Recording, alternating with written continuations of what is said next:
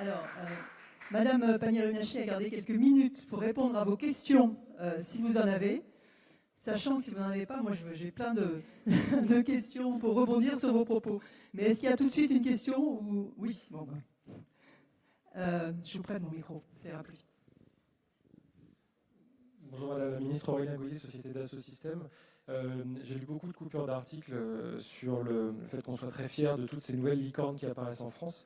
Ma question c'est comment va-t-on faire pour que les investissements des startups industrielles grandissent significativement dans les prochains 2 exercices, 3 exercices Et deviennent des Dassault Systèmes.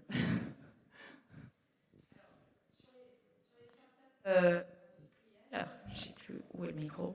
Je vais peut-être prendre ça. Oui, prenez un micro-cravate, ça va être plus simple. Oui, voilà.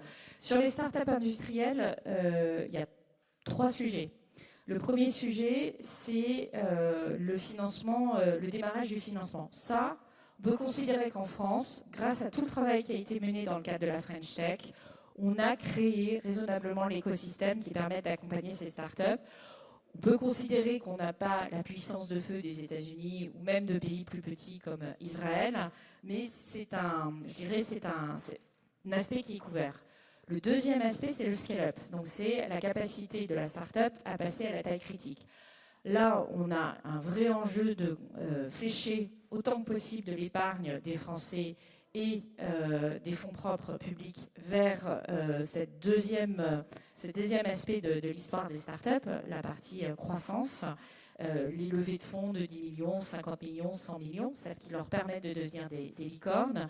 Vous savez qu'avec les travaux, le rapport Tibi, nous avons mobilisé 6 milliards d'euros vers ce secteur-là et qu'avec la BPI, nous avons fléché aussi 800 millions d'euros de fonds propres sur la deep tech.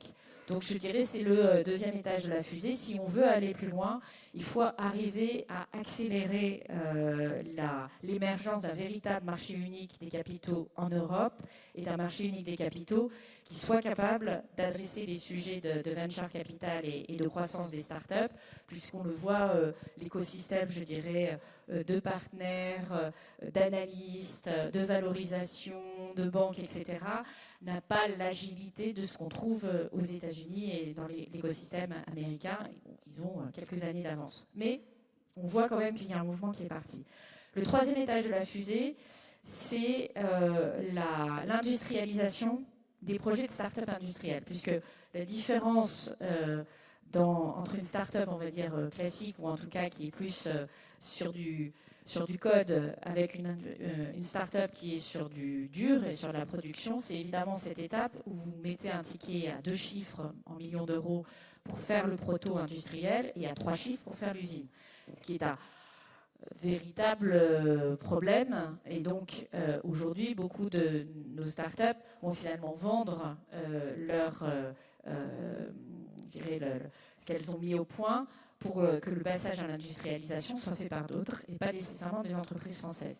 Et donc, notre ambition au travers de France Investissement 2030, c'est d'avoir un programme spécifique pour l'industrialisation des innovations, de manière à ce que ce qui aujourd'hui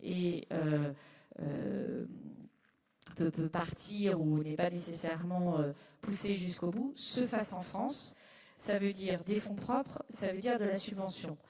On l'a travaillé, on a un fonds de BPI qui fait ça, SPI, et qui accompagne un certain nombre d'entreprises, je pense Metex, McPhy et d'autres, dans l'hydrogène, dans la chimie biosourcée, dans l'alimentaire durable, on pense à Insect, etc.